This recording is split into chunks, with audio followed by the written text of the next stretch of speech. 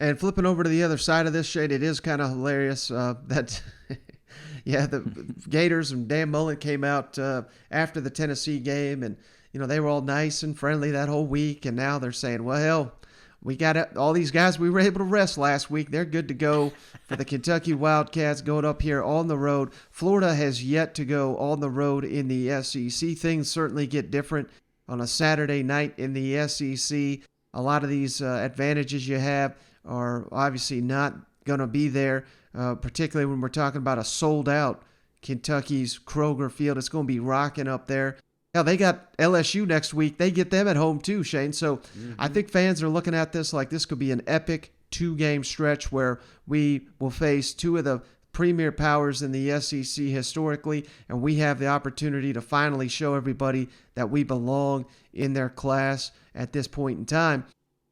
Yet, I don't think it's going to be that easy, Shane, because, just looking back, I know you don't want to get too into that Tennessee-Florida game, but outside of those big plays from Tennessee Vols, I mean, Florida just seems like a machine right now.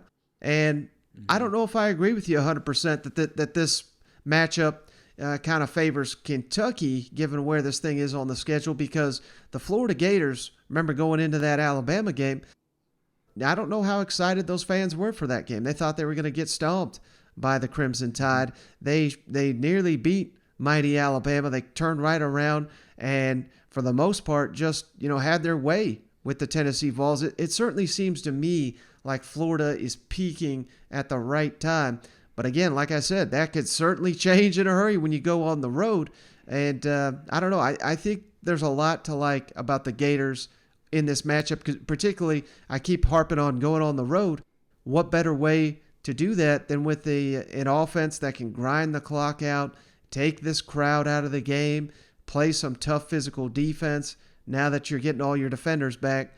I don't know. I think this one might come together well for the Gators here. Yeah, I mean, that's the beautiful part, Mike. We're going to find out soon. Exactly. We're going to find out how legit these teams are, but I don't know. I think of those close games that Florida and Kentucky had in years past. Those were early September games. Right.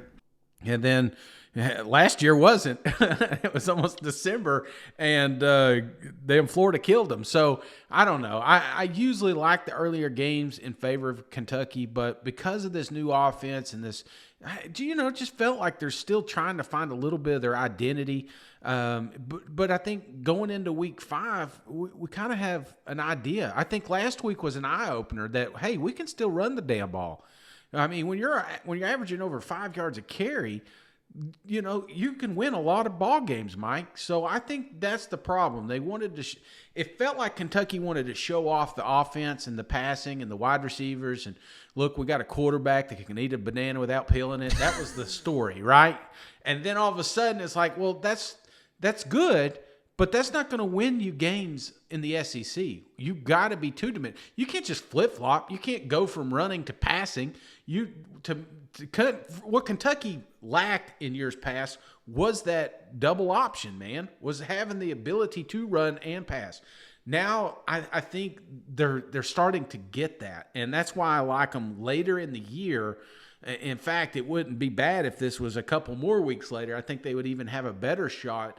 But I think they're starting to find their identity. And they got a hell of an offensive line, Mike. I'm telling you, there's some kids on that front that could easily start for the Florida Gators. That's what a lot of people, when you hear Kentucky, you don't think about that. But right. Kentucky has been putting players in the NFL draft multiple years now. I mean, it is an NFL school. Now, they may not be loaded as Florida top to bottom, but where they are loaded is in the key positions, and I think that's what comes down to Saturday, and that's the trenches. Sounds like someone's still hurting from last Saturday. All right, Shane, let's kick it on down. Let's jump to the SEC West, where